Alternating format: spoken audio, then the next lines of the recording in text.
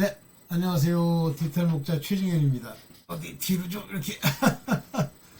아유, 오늘 서서히 이제 겨울, 오늘 꽤 춥더라고요. 겨울이 와서. 네. 자, 오늘 뭐, 제가 뭐, 나름대로 이제 그, 옛날에 학생들 만나서 얘기하던 방식으로 이 영상을 찍으니까 좀 어색해요. 왜냐면, 우리가 강의나 뭐 이런 거는 청중이 있잖아요. 그리고 청중이 앞에 있고, 또 그들이 나름대로 보여주는 뭐 반응이 있으니까 그렇게 뭐 강의를 하거나 아니면 뭐 제가 연구 발표를 하거나 어디 가서 뭐라 그럽니까 이렇게 얘기를 할 때 이렇게 어려움이 없는데 이 유튜브는요 어떨 때 보면 어이가 없어요. 그냥 아무도 없잖아. 그냥 화면만 있잖아요. 그래서 얘기를 하는데 그래서 서론에 무슨 얘기를 꺼내고 나중에 제가 한번 들어볼 기회가 있어 들어보면 좀 어색해 이상해. 네. 자, 오늘 여러분들과 함께 말씀드릴 내용이 뭐냐면 뭐 같이 이제 제가 조금 더 먼저 깨달았으니까 드리는 거지만 실질적으로는 이제 여러분들이 한번 생각해 보라는 거예요. 왜냐하면 굉장히 중요한 게 믿음은 들으면서 난다는 걸 굉장히 여러분들이 생각을 많이 하셔야 돼요. 믿음이라는 게 생각으로 말미암았다. 다 그렇게 생각합니다.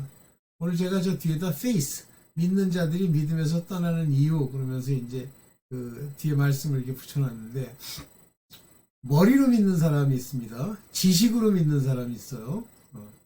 이런 것은 내가 지식이든 아니면 내 머리든 이런 것은 자의적 나 자신의 뜻, 의, 생각으로 믿는 거예요. 이게 자의적 믿음이라는 건 사실은 이제 믿음이 하나님이 말씀하시는 믿음이 아니죠. 페이스가 아닌데 많은 사람들은 그게 믿음이라고 생각하는 거예요. 왜 그렇게 생각할까요? 왜 많은 사람들은 그것이 자기의 믿음이라고 생각할까요? 그렇게 살아왔기 때문인 부분도 있지만 믿음은 들음에서 나는데 그 들음이라고 하는 것을 내 생각, 내 의가 한 번쯤 이렇게 거르기 때문에 그래요. 그래서 제가 프레임 얘기 옛날에 많이 했었는데 과연 그걸 제대로 이해했는지 모르겠어요. 그 프레임을 따라서 듣는 건데 그 프레임이 어떻게 구성되어 있냐면요. 자기의 틀이에요. 그 자의적 믿음을 만드는 틀, 그 틀이 어떻게 생겨납니까? 듣고 배운 건데 우리가 그러니까 듣고 배웠다고 그러는 게 뭐 들었다는 게 지금 말씀하신 것처럼 말씀을 들은 얘기가 아니고 세상의 지식을 듣잖아요. 뭘로 듣습니까? 말로 듣죠. 세상의 언어로 듣는 거예요. 저도 그랬죠. 그런데 어느 날부터 이게 아니구나가 이제 하나님이 깨닫게 하시면서 오는데 우리가 만약에 우리가 들은 언어로 해석을 하잖아요. 첫째, 이제 하나 이거.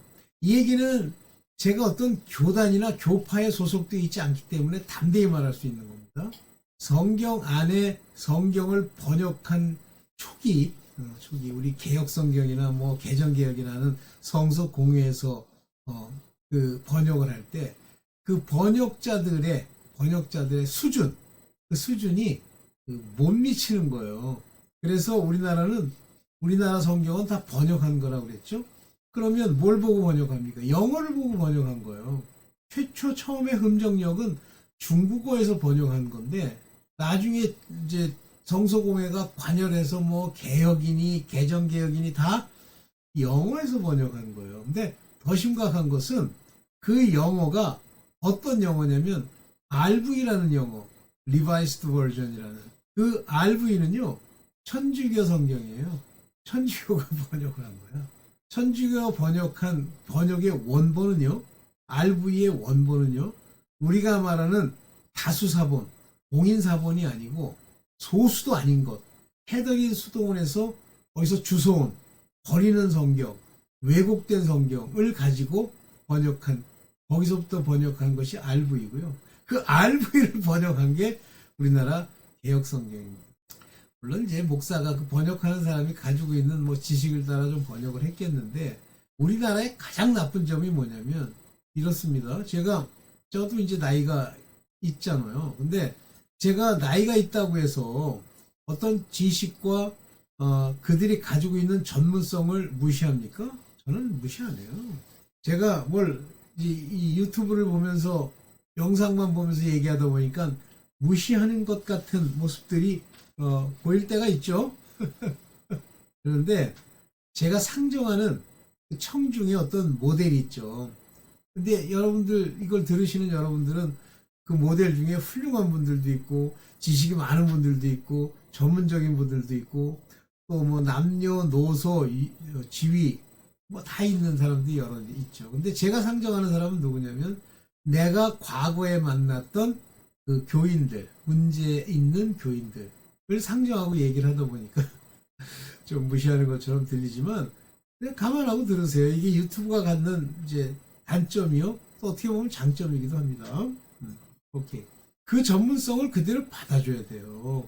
그래서 그걸 인정해줘야 됩니다. 인격적으로 그 사람이 뭐 나보다 더 인생을 많이 살았다. 그건 아니겠죠. 그러나 우리가 말하는 경륜이라고 하는 것이 없다고 하더라도 그분들이 가지고 있는 전문성과 또 그들이 하나님으로 말미암아 인도함 받는 그 모습을 인정을 해줘야 돼요.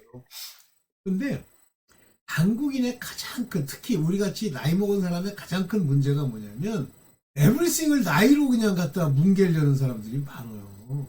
참 어이가 없어. 그지같이 살아온 깡패가 아주 그냥 진짜 제대로 살아온 전문적 교수를 가르치는 식이에요. 이게 거지 도승지 나무랜다 이런 말이 한국에만 있는 겁니다. 비천한 자가 존귀한 자를 책하며 잠언에 나온 거죠. 나라 망할 때 일어난다 그러죠. 죄인과 악인이 의인을 멸시하며 이게 다 시편 잠언의 지혜서에 나와 있는 내용이에요. 한국 꼬라지죠?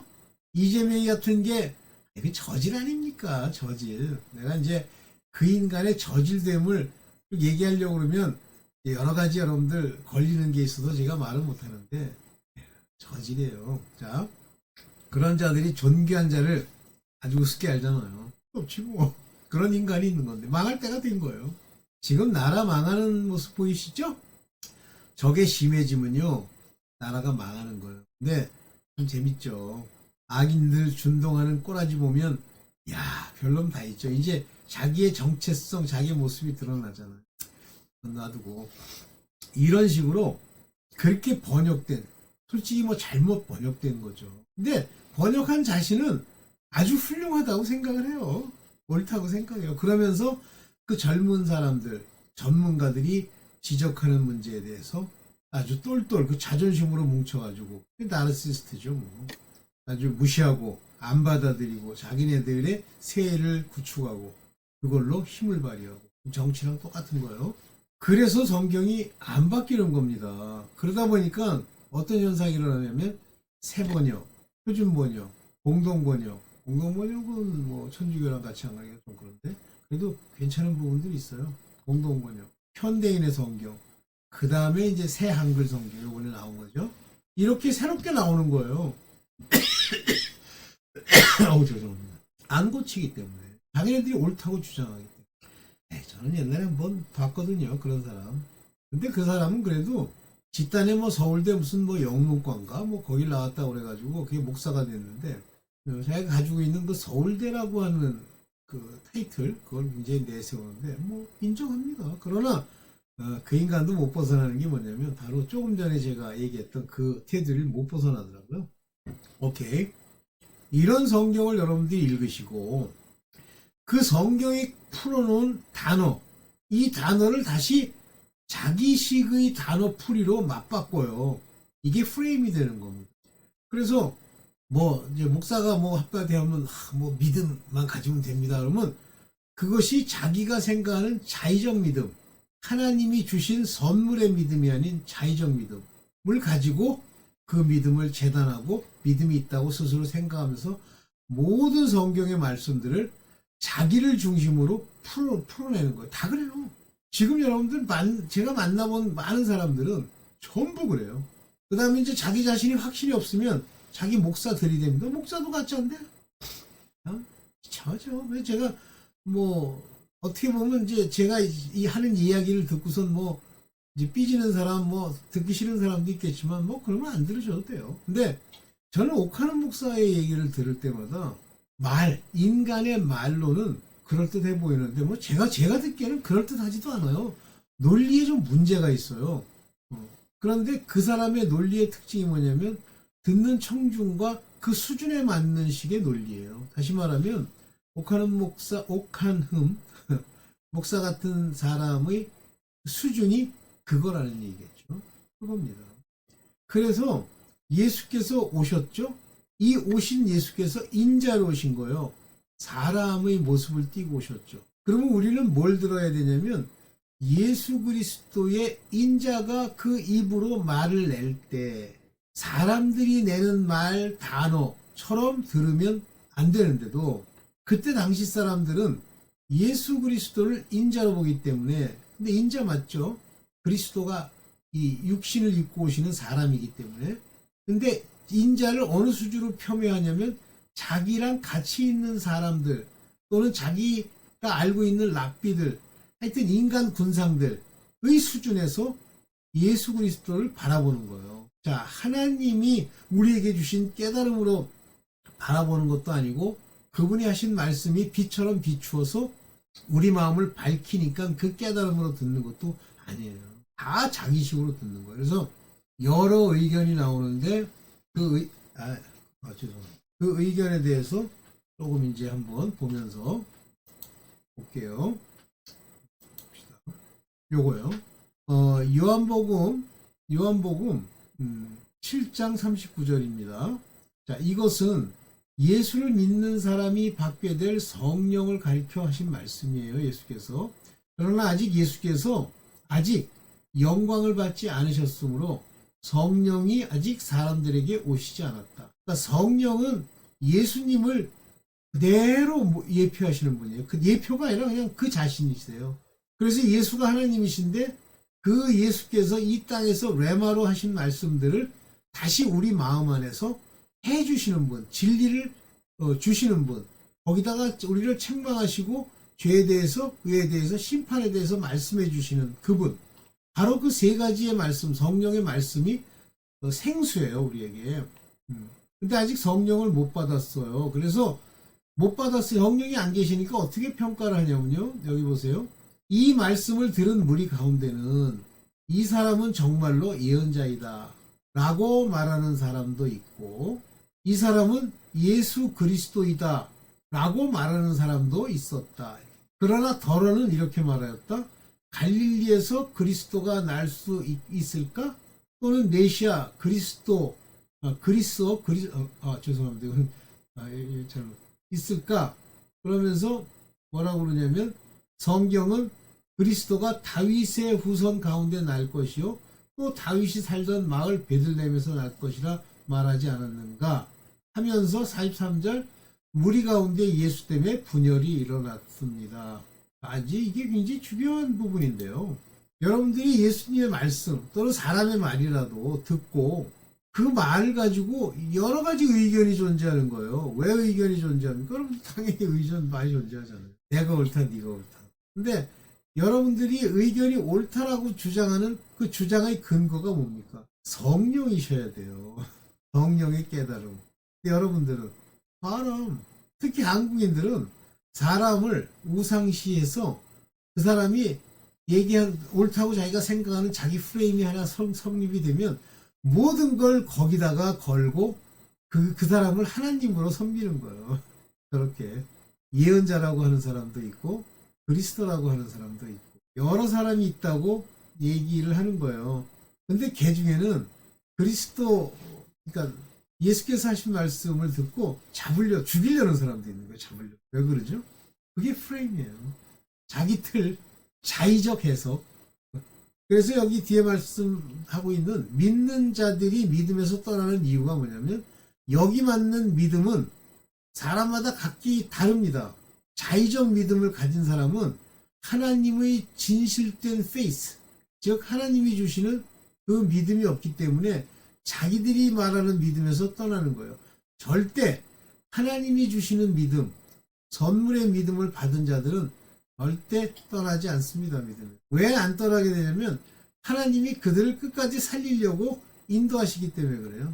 여기도 이제 그런 얘기가 있는데 오케이. 그래서 성령, 즉 생수의 강이 우리 안에 오셔야 된다. 다시 말하면 오순절날 마가의 다락방에서 성령이 내려야 됩니다. 그런데 마가의 다락방에 가는 행위, 거기까지 가는 그 모습은 누구나 되는 게 아니에요. 거기까지 가려고 하면 반드시 하나님이 택한 자들이어야 합니다. 그래서 똑같이 성령 받으라 라고 말씀하시면서 하늘로 올리우십니다. 승천을 하시는데요.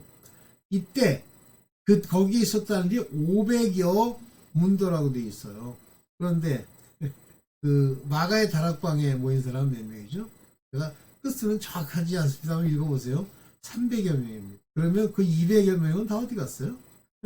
그렇게 하나님이 부르신 자가 아니면, 하나님이 택한 자가 아니면 성령 세례를 못 받습니다. 그래서 성경에 말하는 정체성은 두 가지로 나타나는데요. 한 가지는 하나님의 아들이고요. 또 하나는 그냥 하나님의 종입니다. 하나님의 종은 일을 열심히 하기는 하지만 하나님의 뜻을 직접 듣지 못해요. 하나님의 아들은 친히 그 뜻을 듣게 됩니다.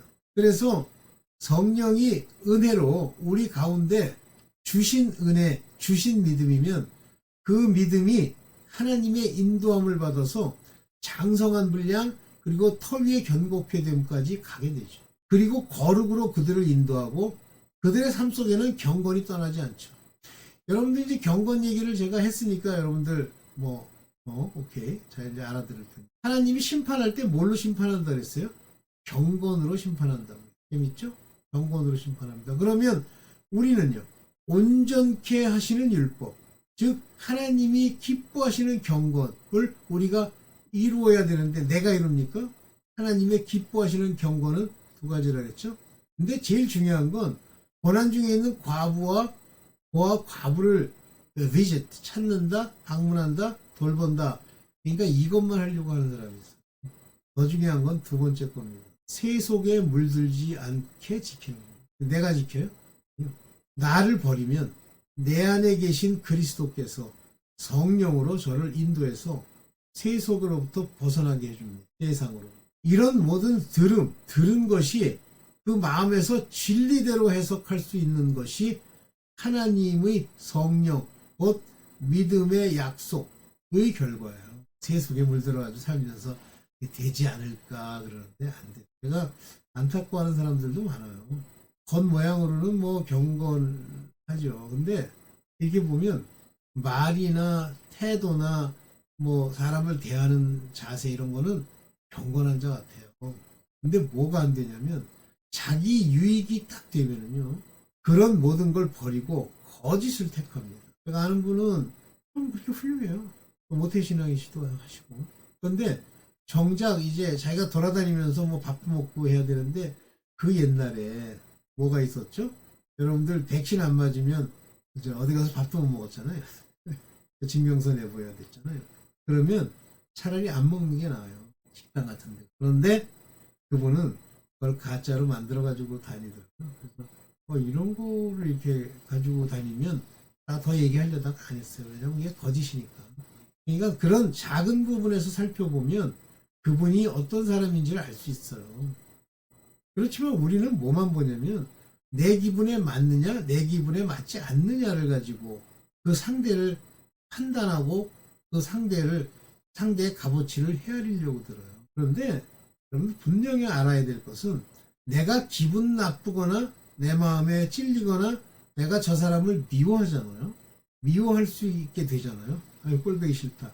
그 죄가 내 죄예요. 그 죄를 안 벗으면요, 결코 경건한 삶을 살 수도 없을 뿐만 아니라 하나님이 과연 주신 믿음인지 다시 재조명해봐요.